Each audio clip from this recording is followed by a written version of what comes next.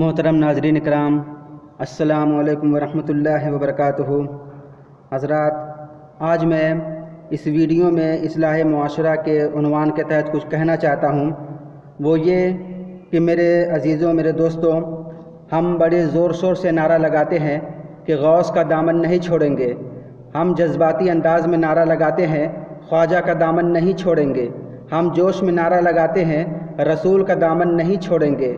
ہم پرتپاک انداز میں نعرہ لگاتے ہیں اولیاء کا دامن نہیں چھوڑیں گے۔ کیا ہم نے غور کیا کہ رسول کے دامن میں پناہ لینے کا مطلب کیا ہے؟ کیا ہم نے کبھی غور کیا کہ غوث کے دامن سے لپٹ جانے کا مطلب کیا ہے؟ کیا ہم نے کبھی غور کیا خواجہ کے دامن سے وابستہ ہو جانے کا مطلب کیا ہے؟ کیا ہم نے کبھی غور کیا کہ اولیاء کے دامن سے وابستہ ہو جانے کا مطلب کیا ہے؟ جو رسول کے دامن میں پناہ لے لیتے ہیں وہ پابندی شریعت ہو جاتے ہیں۔ جو غوث کے دامن سے لپٹ جاتے ہیں دنیا اس کی ٹھوکر میں ہو جاتی ہے۔ جو خواجہ کا دامن تھام لیتے ہیں ان کی زندگی کا ایک ایک لمحہ اتباع شریعت میں گزرتا ہے۔ جو اولیاء کے دامن سے وابستہ ہو جاتے ہیں وہ فرائض و سنن کے پابند ہو جاتے ہیں۔ حضرت ابو بکر صدیق رضی اللہ تعالیٰ عنہ رسول کے دامن سے وابستہ ہو گئے تو صدیق اکبر ہو گئے۔ ایک چور غوث اعظم کے دامن سے وابستہ ہو گئے تو ابدال وقت ہو گئے۔ نظام الدین اولیاء خواجہ کے دامن سے وابستہ ہو گئے تو مخدوم جہاں ہو گئے۔ ہمارے چہرے پر داڑھی نہیں اور ہم نعرہ لگاتے ہیں کہ غوث کا دامن نہیں چھوڑیں گے۔ ہم مسجد میں جانے کی زحمت گوارا نہیں کرتے اور ہم نعرہ لگاتے ہیں کہ ہم رسول کا دامن نہیں چھوڑیں گے۔ ہم رمضان کے روزے بلا عذر چھوڑ دیتے ہیں اور ہم نعرہ لگاتے ہیں کہ خواجہ کا دامن نہیں چھوڑیں گے۔ ہم فرائض کو فراموش کر جاتے ہیں اور نعرہ لگاتے ہیں کہ رسول کا دامن نہیں چھوڑیں گے۔ سنتوں کو ترک کر بیٹھے ہیں اور نعرہ لگاتے ہیں کہ رسول کا دامن نہیں چھوڑیں گے۔ قرآن کی تلاوت چھوڑ بیٹھے ہیں اور نعرہ لگاتے ہیں کہ رسول کا دامن نہیں چھوڑیں گے۔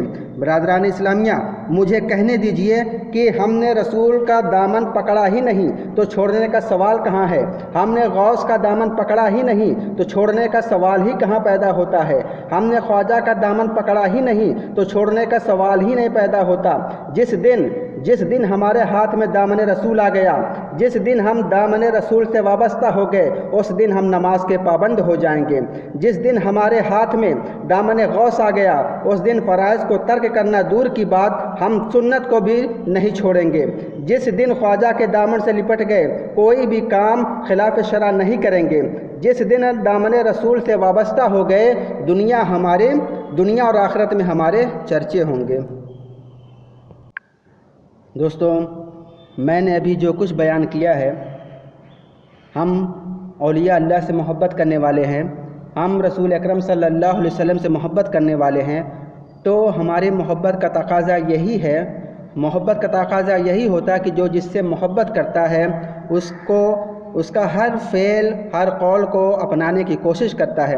تو اگر ہم بھی سچے دل سے رسول سے محبت کرتے ہیں، رسول اللہ صلی اللہ علیہ وسلم سے محبت کرتے ہیں، تو ہمیں بھی سنت سے محبت ہونا چاہیے۔ رسول اللہ صلی اللہ علیہ وسلم کے ہر فرمان پر عمل پیرا ہونا چاہیے۔ اگر ہم خواجہ غریب نواز سے محبت کرتے ہیں تو ان کے بتائے ہوئے راستے پر ہمیں چلنا چاہیے۔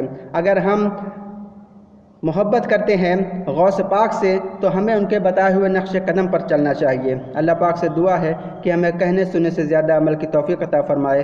وآخر دعوانا ان الحمدللہ رب العالمین۔